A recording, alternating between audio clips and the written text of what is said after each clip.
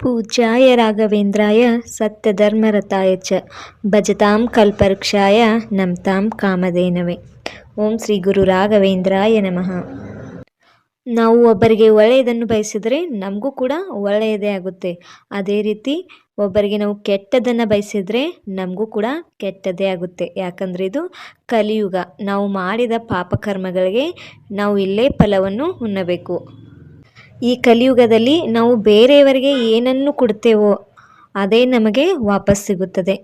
ನಾವು ಯಾರಿಗೆ ಏನನ್ನು ನೀಡ್ತೇವೋ, ನಾವು ಇನ್ನೊಬ್ಬರಿಗೆ ಪ್ರೀತಿಯನ್ನು ನೀಡಿದರೆ ನಮಗೂ ಕೂಡ ಪ್ರೀತಿ ಸಿಗುತ್ತೆ. ಇನ್ನೊಬ್ಬರಿಗೆ ಮೋಸ ಮಾಡಿದರೆ ನಮಗೂ ಕೂಡ ಯಾವುದೋ ಒಂದು ರೀತಿಯಲ್ಲಿ ಮೋಸ ಆಗುತ್ತದೆ ಅನ್ನೋದಕ್ಕೆ ಇದು ರಾಯರ ಭಕ್ತನ ಜೀವನದಲ್ಲಿ ಆದಂಥ ಘಟನೆ ಸಾಕ್ಷಿಯಾಗಿದೆ.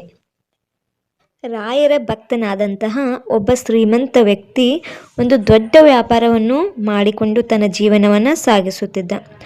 ಆ ವ್ಯಾಪಾರದಲ್ಲಿ ಆತನಿಗೆ ಲಾಭವಾದರೂ ಕೂಡ ಆ ಲಾಭವನ್ನು ಆತನು ಒಮ್ಮೊಮ್ಮೆ ದುರುಪಯೋಗ ಮಾಡಿಕೊಳ್ತಾ ಇದ್ದ. ದೊಡ್ಡ ವ್ಯಾಪಾರ ಆಗಿರುವುದರಿಂದ ಆತನು ತನ್ನ ಕೆಲಸಕ್ಕೆ ಇನ್ನೊಬ್ಬ ಯಾರಾದರೂ ಬೇಕೆಂದು ತನ್ನ ಸ್ನೇಹಿತನನ್ನು ತನ್ನ ಜೊತೆ ಕೆಲಸ ಮಾಡಲು ಸೇರಿಸಿಕೊಂಡ. ಇಬ್ಬರು ಕೂಡಿ ಆ ವ್ಯಾಪಾರವನ್ನು ನಡೆಸಿಕೊಂಡು ಹೋಗ್ತಾ ಇದ್ರು. ಹೀಗಿರುವಾಗ ಆತನ ಸ್ನೇಹಿತ ಒಂದು ದಿನ ಸರಿಯಾದ ಸಮಯ ನೋಡಿ ಇವನ ಹತ್ತಿರ ಇದ್ದಂತಹ ಹಣ, ಒಡವೆಗಳು ಮತ್ತು ಕಾಗದ ಪತ್ರಗಳನ್ನು ಎಲ್ಲ ದೋಚಿಕೊಂಡು ಓಡಿ ಹೋಗಿಬಿಡುತ್ತಾನೆ.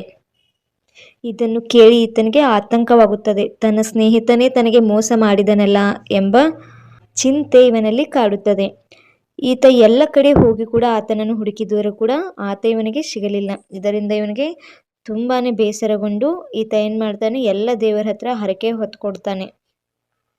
ಎಲ್ಲ ದೇವರ ಹತ್ತಿರ ಹೋಗಿ ಹರಕೆ ಹೊತ್ತು ನನ್ನ ಸ್ನೇಹಿತ ನನಗೆ ಮತ್ತೆ ಸಿಗಲಿ, ಅವನ ಹತ್ತಿರ ಇದ್ದಂತಹ ನನ್ನ ಬಂಗಾರ, ಆಸ್ತಿ, ಹಣ ನನಗೆ ಮತ್ತೆ ದೊರಕಲಿ ದೇವರೇ ಎಂದು ಎಲ್ಲ ದೇವರ ಹತ್ತಿರ ಹೋಗಿ ಹರಕೆ ಹೊತ್ತುಕೊಳ್ಳುತ್ತಾನೆ. ಹಾಗೆ ತಾನು ಅತಿ ಭಕ್ತಿಯಿಂದ ಪೂಜಿಸುವಂಥ ಶ್ರೀ ಗುರು ರಾಘವೇಂದ್ರರಲ್ಲೂ ಕೂಡ ಹೋಗಿ ಆತ, ರಾಘವೇಂದ್ರರೇ ನನ್ನ ಹಣ, ನನ್ನ ಆಸ್ತಿ, ನನ್ನ ಬಂಗಾರ ನನಗೆ ವಾಪಸ್ಸು ಸಿಗಲಿ ಅಂತ ರಾಯರ ಹತ್ರ ಬೇಡಿಕೊಳ್ತಾನೆ. ಆಗ ರಾಘವೇಂದ್ರರು ಒಮ್ಮೆ ಆತನ ಕನಸಿನಲ್ಲಿ ಬಂದು ಹೇಳ್ತಾರೆ, ನೋಡಪ್ಪ, ಈ ಬಂಗಾರ, ಆಸ್ತಿ, ಹಣ ಇದ್ಯಾವುದು ಕೂಡ ನಿನಗೆ ಸಿಗುವುದಿಲ್ಲ. ಯಾಕಂದರೆ ನೀನು ಕೂಡ ಹಿಂದಿನ ಜನ್ಮದಲ್ಲಿ ಇದೇ ರೀತಿ ಎಲ್ಲರಿಗೂ ಮೋಸ ಮಾಡಿ ನಿನ್ನ ಜೀವನವನ್ನು ಸಾಗಿಸ್ತಾ ಇದ್ದೆ. ಈಗ ನಿನ್ನ ಬಂಗಾರವನ್ನು ದೋಚಿಕೊಂಡು ಹೋದಂತಹ ಸ್ನೇಹಿತ ಬೇರೆ ಯಾರೂ ಅಲ್ಲ, ಹಿಂದಿನ ಜನ್ಮದಲ್ಲಿ ಕೂಡ ಆತ ನಿನ್ನ ಸ್ನೇಹಿತನಾಗಿದ್ದ.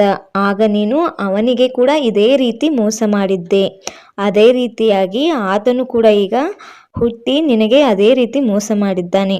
ಲೆಕ್ಕಾಚಾರ ಸರಿಯಾಗಿದೆ, ಮುಯಿಗೆ ಮುಯಿ ತೀರಿತು ಎಂದು ಹೇಳಿ ಕನಸಿನಿಂದ ರಾಯರು ಅದೃಶ್ಯರಾಗ್ತಾರೆ. ರಾಯರು ಆತನಿಗೆ ಕನಸಿನಲ್ಲಿ ಹೇಳಿದಂತೆ ಆತ ಎಷ್ಟು ಹುಡುಕಿದರೂ, ಎಷ್ಟೇ ಪ್ರಯತ್ನ ಪಟ್ಟರೂ ಕೂಡ ಆತನಿಗೆ ಹಣವಾಗಲಿ ಬಂಗಾರವಾಗಲಿ ಸಿಗಲಿಲ್ಲ. ರಾಯರು ಬಂದು ಕನಸಿನಲ್ಲಿ ಹೇಳಿದಂತೆ ಆಯಿತು. ಆದ್ದರಿಂದ ನಾವು ವ್ಯವಹಾರ ಮಾಡುವಾಗ ಇತರಿಗೆ ಮೋಸ ಮಾಡದಂತೆ ಎಚ್ಚರದಿಂದ ಇರಬೇಕು. ಯಾವ ರೀತಿಯಲ್ಲೂ ನಾವು ನಂಬಿದಂಥ ಜನರಿಗೆ ಮೋಸ ಮಾಡಬಾರದು. ನಾವು ಇನ್ನೊಬ್ಬರಿಗೆ ಮಾಡಿದಂಥ ಮೋಸದ ಕರ್ಮ ಯಾವಾಗಲೂ ನಮ್ಮ ಬೆನ್ನ ಹಿಂದೆಯೇ ಇರುತ್ತದೆ. ಓಂ ಶ್ರೀ ಗುರು ರಾಘವೇಂದ್ರಾಯ ನಮಃ.